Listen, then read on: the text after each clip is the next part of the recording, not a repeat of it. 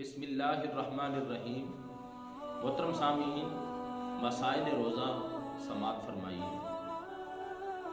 آیا یہ مسئلہ کہ روزے کی حالت میں مسواک کرنا، روزے کی حالت میں ٹوتھ پیسٹ کرنا یہ جائز ہے؟ مفتیان کرام اس کے بارے میں کیا فرماتے ہیں یا ناجائز ہے؟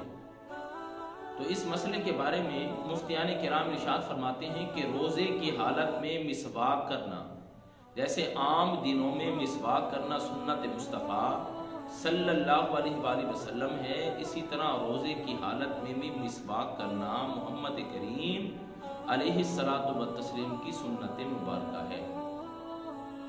باقی اس کے اندر جو احتیاط کی جائے وہ یہ کی جائے کہ کچھ ایمان والے جب مسواک کرتے ہیں تو مسواک کو چباتے ہیں، جس سے وہ ذائقہ پورے منہ کے اندر پھیل جاتا ہے اور اس مسواک کے ذرے ٹوٹ ٹوٹ کر منہ کے اندر پھیلتے ہیں، اور کوئی نہ کوئی اس کا ریشہ، وہ ذرہ، وہ حلق کے اندر جانے کا وہ گمان ہوتا ہے کہ یہ حلق کے اندر چلا جائے گا، تو اس میں احتیاط کی جائے۔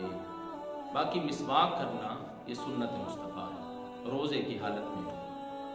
اور اس کا دوسرا جو جز تھا کہ ٹوتھ پیسٹ کرنا یہ جائز ہے یا ناجائز ہے، تو علماء کرام کیا ارشاد فرماتے ہیں کہ اس میں احتیاط کی جائے۔